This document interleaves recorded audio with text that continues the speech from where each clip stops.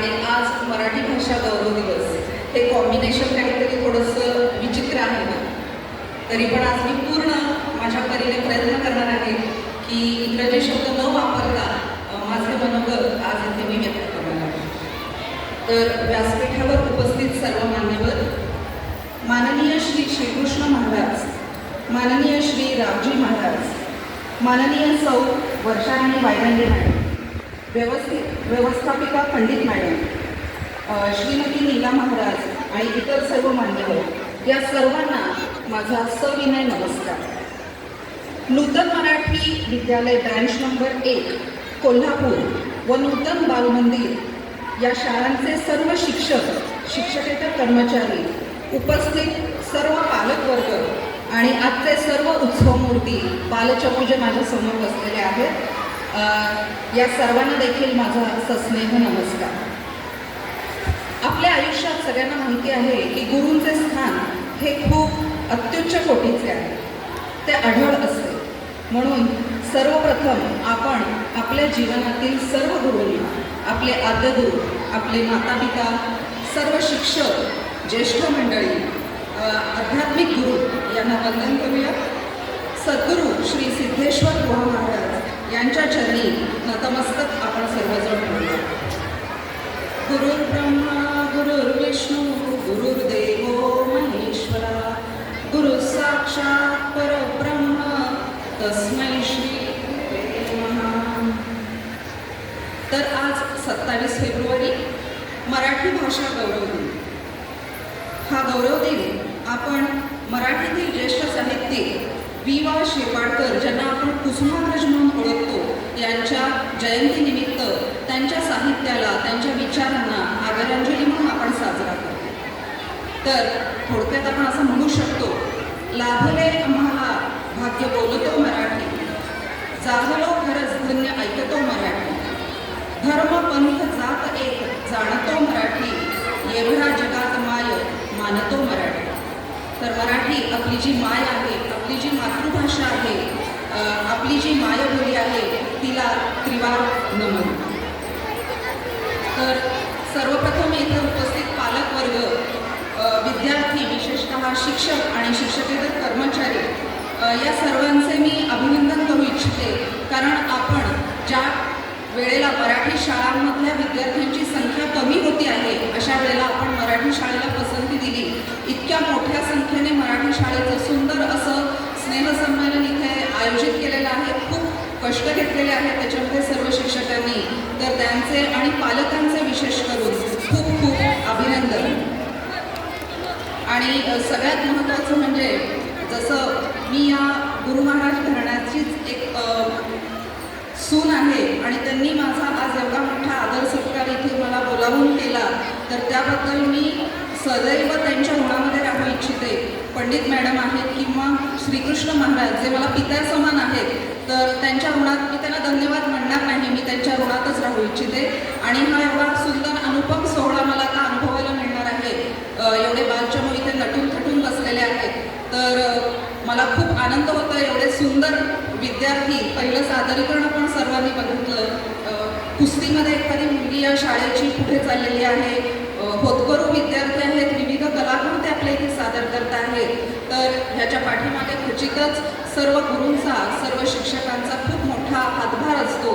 तर त्या सर्व शिक्षकांचे देखील मी सगळ्यांच्या वतीने खूप अभिनंदन करते आणि धन्यवाद देखील मानते. आता मला माहिती आहे की सर्वजण हे बालचमू जे नटून थटून इथे बसलेत, त्यांना त्यांचे कलागुण सादर करायचे आहेत. म्हणून मी माझे जे मनोगत आहे किंवा विचार जे आहेत ते अगदी थोडक्यात इथे सादर करणार आहे. कुसुमाग्रजांच्या एका कवितेमध्ये ते म्हणतात की शिक्षक आहे आणि एक विद्यार्थी आहे. विद्यार्थी शिक्षकांच्याकडे गेलेला आहे, त्याच्या आयुष्यात काहीतरी प्रश्न निर्माण झाला आहे.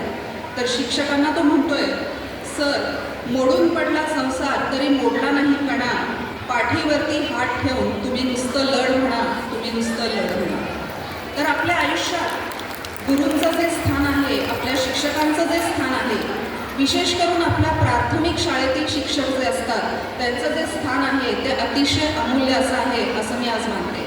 मी देखील एका मराठी शाळेतूनच आज माझा जो प्रवास घडलेला आहे प्राध्यापक या पदापर्यंतचा, तो माझा नूतन मराठी विद्यालय फक्त मी सोलापूर येथे शिकलेली होते, तर आज मला आवर्जून त्या शाळेचा मला उल्लेख करावासा वाटतो. कारण मी मराठीतून शिकले, इंग्रजीचे प्राध्यापक होऊ शकले, त्याच्या पाठीमागे माझ्या शिक्षकांचा, प्रत्येक टप्प्यावरच्या शिक्षकांचा खूप मोठा हातभार आहे. म्हणून मला फक्त इथे नमूद करावंसं वाटतं की आपली माती म्हणजे आपला निसर्ग, आपली माता, मग ती आपली माता म्हणजे ती आपली धरती असेल किंवा आपली आई असेल, ती माता, त्याच्यानंतर मातृभाषा म्हणजे आपली मायबोली, आपल्या आयुष्यातील मूल्य, आपल्या आयुष्यातील मित्र, आपल्या आयुष्यातील संस्कार यांना आपण खूप मोठं महत्त्वाचं जे स्थान देतो. कारण हे सगळ्या गोष्टी ज्या आहेत ते आपल्या उत्तम पुढच्या आयुष्याची पायाभरणी करण्याचं काम करत असतात. आणि आपल्या सगळ्यांना माहिती आहे की पाया जर का भक्कम असेल तर त्यावरची इमारत ही नक्कीच सुसज्ज अशी होते आणि ती सुफल देखील होते. तर मला असं वाटतं की आज या विशेष दिनी जो मातृभाषा गौरव दिन देखील आता 21 फेब्रुवारीला साजरा झाला आणि आज मराठी भाषा गौरव दिन आहे. तर तुम्ही आपल्या मातृभूमीला, आपल्या मातेला आणि आपल्या मायबोलीला कधीही सोडू नका. कारण काय होतं, पुढील टप्प्यामध्ये जसं माझं झालं की रोजीरोटीची भाषा ही कदाचित आपली बदलू शकते, जशी माझी इंग्रजी झाली. म्हणजे पैसे कमवण्याकरता आपल्याला कदाचित वेगळ्या भाषेमध्ये जावं लागतं, परंतु आपले जे संस्कार असतात, आपली जी मूल्य असतात ती आपल्या मातृभाषेनेच आपल्याला दिलेली असतात. तर त्याच्यामुळे कधीही आपल्या मातृभाषेचा विसर पडू देऊ नका. पालकांना मी पुन्हा एकदा नम्र विनंती करेन की आपण घरात देखील मुलांशी मातृभाषेतून विशेष करून संवाद साधला पाहिजे. आता न्यू एज्युकेशन पॉलिसीमध्ये मातृभाषेतून शिक्षण पुन्हा एकदा त्याच्यावर जोर दिला गेलेला आहे.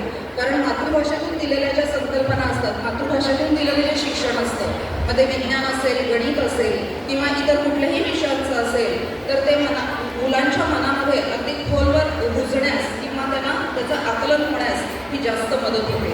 तर इंग्रजीचा जास्त अट्टहास, इंग्रजीनंतर ते शिकणारच आहेत, इंग्रजी आपोआप त्यांच्या आयुष्याचा एक भाग बनणारच आहे. कारण आज तरी आपल्याला इंग्रजीशिवाय कुठे नोकरीची संधी नाही आहे, परंतु त्याचप्रमाणे मातृभाषा देखील अतिशय महत्त्वाची आहे, हे आपण लक्षात ठेवलं पाहिजे. आणि सगळ्यात महत्त्वाचं म्हणजे की शिक्षकांना पण मी सांगेन की मूल ते माणूस हा जो प्रवास असतो, मूल ते माणूस, मी म्हणते आता की जी लहान मुलं आहेत ती माणूस बनणार आहे. तर तुम्ही म्हणाल अरे ती माणूसच आहे, ती मनुष्य म्हणून आपण सर्वजण जन्माला येतो, परंतु मनुष्यातला माणूसपणा, माणुसकी आहे किंवा मनुष्यातला माणूसपणा जो आहे तो घडवण्याचं जे कार्य आहे, ते मूल्य रुजवण्याचं जे, ते मी रुजवण्याचं जे कार्य आहे, ते माता पिता म्हणजे आपले पॅरेंट्स, आपले घरातले